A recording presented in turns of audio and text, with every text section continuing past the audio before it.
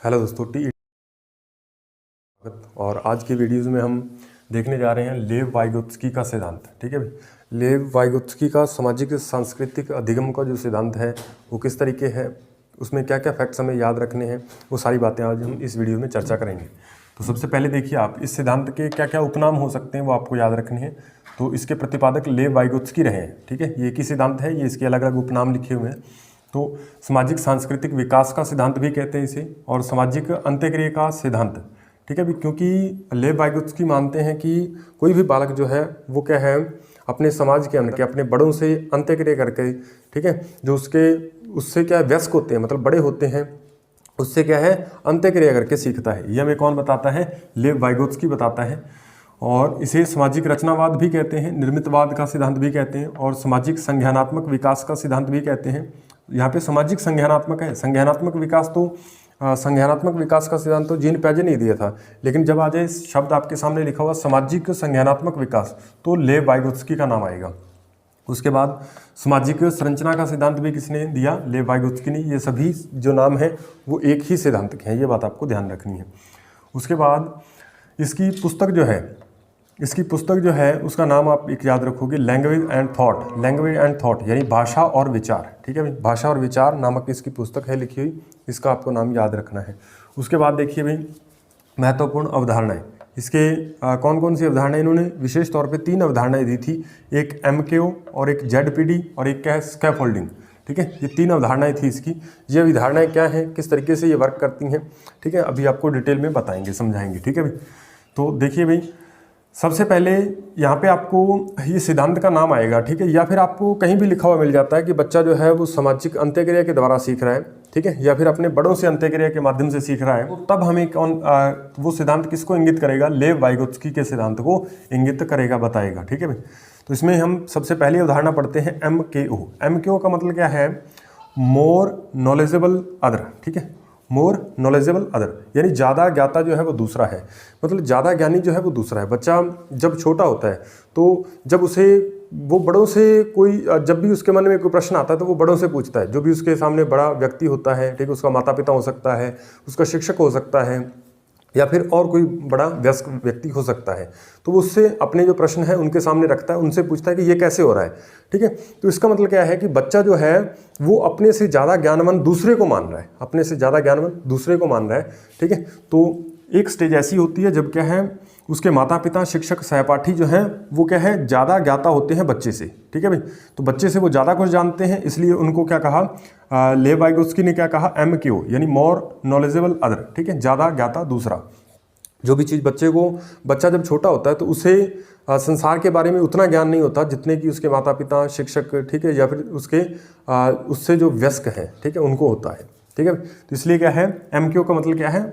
More knowledgeable other, यानी ज़्यादा ज्ञानी जो है वो दूसरा होता है। ठीक है, बच्चे के पास अभी शुरुआत में जो है वो कम ज्ञान होता है। ठीक है, ये बात आपको ध्यान रखनी है। उसके बाद देखिए दूसरा जो हमारे पास ZPD क्या होता है? Zone of proximal development. ठीक है, प्रॉक्सिमल डेवलपमेंट, इसे हिंदी के अंदर कहेंगे संभावित नज़दीकी या फिर समीपस्थ विकास का क्षेत्र, संभावित नज़दीकी विकास का क्षेत्र या फिर संभावित समीपस्थ विकास का क्षेत्र। ये क्या होता है, पहले हम इसको नीचे पढ़ लेते हैं। ये CTET 2021 के अंदर इसकी परिभाषा पूछी गई थी कि इसमें से ये जो परिभाषा लिखी है ये किसको इंगित कर रही है, MKO को या ZPD या फिर स्कैफोल्डिंग कहलाएगी। ठीक है भाई, तो ये परिभाषा कुछ इस तरीके से थी, बच्चे के वर्तमान स्तर पर स्वतंत्र प्रदर्शन और वयस्क या अधिक कौशल वाले समकक्षियों की सहायता से बच्चे द्वारा उपार्जित किए जाने वाले प्रदर्शन के मध्य का क्षेत्र। ठीक है, ये क्या कह रहे हैं कि जब मान लीजिए एक बच्चा जो अपने आप वो कितना सीख सकता है, ठीक है, और किसी की हेल्प लेकर के वो कितना सीख सकता है, उन दोनों के बीच का जो अंतर है, एक तो खुद मान लीजिए खुद जो है इस लेवल तक सीख रहा था, लेकिन जब उसे हेल्प मिल जाती है वो इतना ज्ञान प्राप्त कर लेता है इस ऊंचाई तक। ठीक है, तो ये जो इसके बीच की दूरी है, ये यहाँ से लेके जो यहाँ तक ऊंचाई आई, इसी को हम क्या कहते हैं? ZPD। ठीक है, समीपस्थ विकास का क्षेत्र कहते हैं। ठीक है, यानी किसी भी वयस्क व्यक्ति जब उसे सहयोग प्रदान करता है तो वो सहयोग द्वारा कितना ऊंचाई तक, कितना अधिक ज्ञान प्राप्त कर सकता है, वही क्या है हमारे पास? ZPD है, जोन ऑफ प्रॉक्सिमल डेवलपमेंट। ठीक है भाई, ये बात आपको ध्यान रखनी है। उसके बाद इसमें सहायता बीच में दी जाती है जब बालक कठिनाई महसूस करता है। इसमें जब बालक को शुरुआत में क्या है, शुरुआत में कोई सहायता नहीं दी जाती, लेकिन जब बच्चा धीरे धीरे खुद कोई काम कर रहा होता है, जब उसे दिक्कत आती है, जब उसे कठिनाई महसूस होती है, जब वो काम नहीं कर पाता, तब उसे थोड़ा सा बता दिया जाता है कि इस तरीके से करो।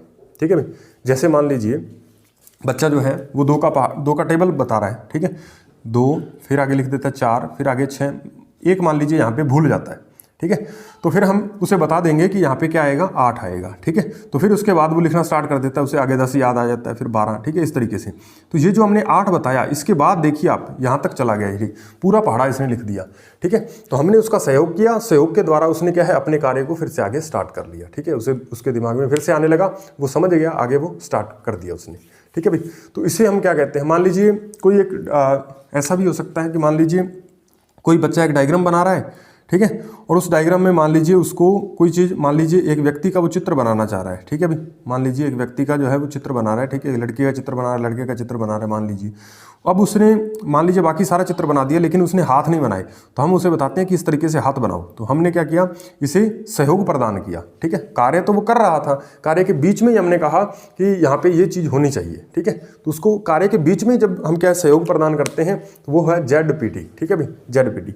ये बात आपको ध्यान रखनी है, इसमें सहायता बीच में दी जाती है जब बालक कठिनाई महसूस करता है, तो जब उसके सामने कठिनाई आती है तब हम उसकी हेल्प कर दें तो वो किसके अंदर आएगा, ZPT के अंदर शामिल किया जाएगा। ये परिभाषा आपको खास तौर पे याद रखनी है कि बच्चे वर्तमान स्तर पर स्वतंत्र प्रदर्शन यानी अपने आप जितना प्रदर्शन कर सकते हैं, और वयस्क या अधिक कौशल वाले समकक्षियों की सहायता से, यानी जो उससे अधिक जो कौशल है, ठीक, उसका शिक्षक हो सकता है, कोई समकक्षी यानी सहपाठी हो सकता है, से बच्चे द्वारा उपार्जित किए जाने वाले प्रदर्शन के मध्य का क्षेत्र, ठीक है, इन दोनों के मध्य का क्षेत्र, एक तो जितना वो खुद अपनी बेस पे जितनी नॉलेज ग्रहण कर पाता है और जितना उसे हेल्प दे दें तो वो किस स्तर तक पहुंच पाता है, उन दोनों के बीच का जो क्षेत्र है वो क्या कहलाता है, ZPT कहलाता है, ठीक है। इसको आप यहाँ से भी समझ सकते हो। मान लीजिए ये बच्चे का प्रदर्शन स्तर है, यहाँ तक तो ये क्या है, अपने आप इस ऊंचाई तक पहुँच जाता है, यानी यहाँ तक क्या है, कोई भी कार्य इस लेवल तक कर पाता है, लेकिन जब उसे सहायता मिलती है तो वो इस लेवल तक पहुंच जाता है।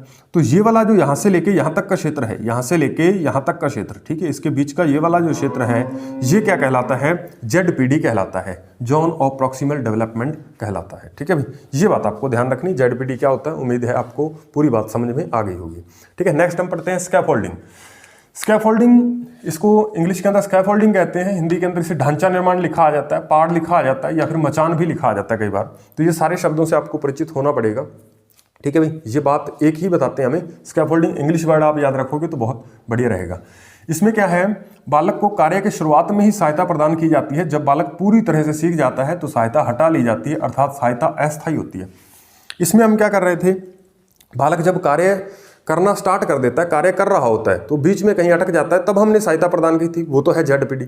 लेकिन जब मान लीजिए कार्य क्या है, अभी शुरुआत ही नहीं हुई कार्य की, अब वो उसे हम शुरुआत भी क्या है, सहायता के साथ करवाएंगे, ठीक है, यानी उसे पहले सहायता देंगे फिर वो कार्य की शुरुआत करेगा, ठीक है। एग्जाम्पल के द्वारा आप समझिए। एग्जाम्पल में क्या है, साइकिल चलाना मैंने लिख रखा है, ठीक है। मान लीजिए कोई छोटा बालक है जो पहली बार साइकिल चलाना सीख रहा है, ठीक है, तो वो साइकिल चलाने से डरता है, कहता है गिर जाऊंगा, ठीक है। तो फिर उसके माता पिता या बड़े क्या होते हैं, उस साइकिल को पकड़ते हैं, उसे कहते हैं अब इसके ऊपर बैठ, ठीक है, अब पैदल जो है वो उसके ऊपर मतलब पैर चलाओ, ठीक है, पैदल चलाओ। अब धीरे धीरे वो क्या है, साइकिल चलने लगती है, ठीक है। वो उसको पकड़ के पीछे से क्या पकड़ के रखते हैं साइकिल को, ताकि वो साइकिल से गिरे ना और उसे चोट ना लगे, ठीक है। तो वो कार्य के शुरुआत में उन्होंने हेल्प देना स्टार्ट कर दिया कि जब वो उसे साइकिल चलानी नहीं आती थी तब उस साइकिल को पकड़ करके उसके ऊपर बैठ रहा है बच्चा, तो पीछे से एक जना साइकिल पकड़ करके ले जा रहा है। तो जब बच्चा अपने आप क्या है, साइकिल नहीं चला सकता, तो उसे जब शुरुआत में ही सहयोग द्वारा हम साइकिल चलाना सिखाते हैं तो वो किसके अंदर आता है, स्कैफोल्डिंग के अंदर आता है, ठीक है। तो ये बात आपको ध्यान रखनी है, ये सीटेट के अंदर पूछा गया क्वेश्चन है। वाइगोत्स्की के अनुसार जब किसी वयस्क बच्चे के निष्पादन के वर्तमान स्तर को सहयोग द्वारा विस्तारित किया जाता है तो वो क्या कहलाता है, स्कैफोल्डिंग कहलाता है, ठीक है। ये बात आपको ध्यान रखनी है। उसके बाद प्राइवेट या इनर स्पीच की अवधारणा भी किसने दी थी, लेव वाइगोत्स्की के द्वारा दी गई। इसे हम हिंदी में क्या कहेंगे, व्यक्तिगत वार्ता या फिर व्यक्तिगत वाक या फिर निजी वार्ता कहेंगे, ठीक है, हिंदी में इसे। तो इसमें क्या होता है कि बालक अपने आप से विचार करते हुए अपने कार्यों की योजना बनाते हैं। इसे लेव वाइगोत्स्की ने क्या कहा, इसे लेव वाइगोत्स्की ने प्राइवेट इनर स्पीच कहा। ये बात आपको ध्यान रखनी है। प्राइवेट इनर स्पीच क्या होती है कि जब बच्चा छोटा होता है, धीरे धीरे बोलना स्टार्ट करता है, तो वो जो भी अपने कार्य करता है, ठीक है, जो उसे कल करना होता है, ठीक है, जो उसे आगे करना होता है, तो वो धीरे धीरे उसके साथ वार्ता भी करते रहता है, ठीक है, बोलते रहता है। तो बोलते हुए अपने कार्यों को लेव वाइगोत्स्की का मानना था कि वो बोलते हुए अपने कार्यों को दिशा प्रदान कर रहा है, ठीक है भाई। तो ये किसका मानना था, ये लेव वाइगोत्स्की का मानना था, और इसे इन्होंने क्या कहा, प्राइवेट इनर स्पीच कहा। उसके बाद बच्चे अपने समवयस्कों से अंतःक्रिया करके सीखते हैं, ये भी बात मैंने आपको पहले ही समझा दी कि बच्चे जो है वो क्या है, बड़ों से अंतःक्रिया करके सीखते हैं। ये सारे जो कथन है वो सीटेट के अंदर पूछे गए हैं किसी न किसी एग्जाम में, ये बात आपको ध्यान रखनी है। उसके बाद शुरुआत में 2 वर्षों में बच्चे में भाषा और विचार जो है वो अलग अलग होते हैं। लेव वाइगोत्स्की का मानना था कि शुरुआती 2 वर्षों के अंदर बच्चे के जो भाषा है और विचार ये दोनों अलग अलग चलते हैं, ठीक है, ये बात आपको ध्यान रखनी है। उसके बाद वाइगोत्स्की के अनुसार बच्चे में सीखने के खेल का महत्वपूर्ण स्थान है, क्योंकि यह ZPD में सहायक होता है।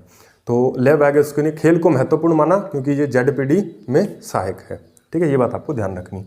उसके बाद यहाँ पे आप देखिए कि यहाँ पे मैंने एक डायग्राम बना रखा है, ये जो ब्लू सर्कल है, यहाँ पे आपको ऊपर डायग्राम भी आपको इसका दिखाएंगे, ठीक है, आपको ये डायग्राम दिख रहा होगा। इस डायग्राम में आप देखिए कि यहाँ पे ये वाला जो पहला सर्कल बनाया, इसमें बच्चे द्वारा अकेला क्या है वो कार्य कर सकता है। यहाँ पे बच्चा जो है वो अकेला कोई भी कार्य कर सकता है, अकेला कार्य करने में सक्षम है, वो कौन सा क्षेत्र है, इस ब्लू सर्कल में आपको दिखाया है।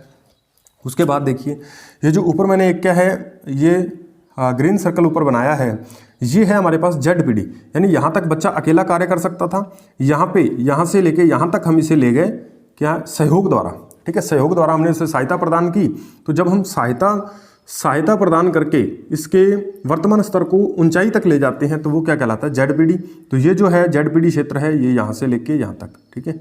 उसके बाद ये जो बाहर वाला सर्कल है, ये है हमारे पास अधिकतम विकास का क्षेत्र, अधिकतम विकास का क्षेत्र, यानी यदि इसे बार बार क्या है सहायता प्रदान की जाए तो वो, या अपने आप क्या है एक बार यदि हम सहायता कोई प्रदान कर दें तो धीरे धीरे वो यदि सीखता रहे तो वो अपने अधिकतम ऊंचाई तक पहुंच सकता है, अधिकतम स्तर तक वो ज्ञान ग्रहण कर सकता है। तो ये किसने बताया था, लेव वाइगोत्स्की के अनुसार ये सारी डेफिनेशन जो है बताई गई थी। तो यदि आपको इतना पता है तो आप इस सिद्धांत से यदि कोई भी क्वेश्चन आता है तो आसानी से कर लोगे, ठीक है। उम्मीद है कि ये सिद्धांत आपको बढ़िया समझ में आया होगा, ठीक है। सारे फैक्ट्स को मैंने CTET HTET के जो भी फैक्ट्स या जो भी क्वेश्चन पूछे गए हैं या किसी और ने भी सिद्धांत करवाया तो उन सभी के फैक्ट्स को हम इकट्ठा करके आपके सामने प्रस्तुत कर दिया है, ठीक है। तो यदि आप हमारे YouTube चैनल पर नए हैं तो इस चैनल को सब्सक्राइब करिए और साथ में बेल आइकन को प्रेस करिए ताकि हमारे जो नए आने वाले वीडियोज़ हैं उसका नोटिफिकेशन आप तक पहुँच पाए। धन्यवाद।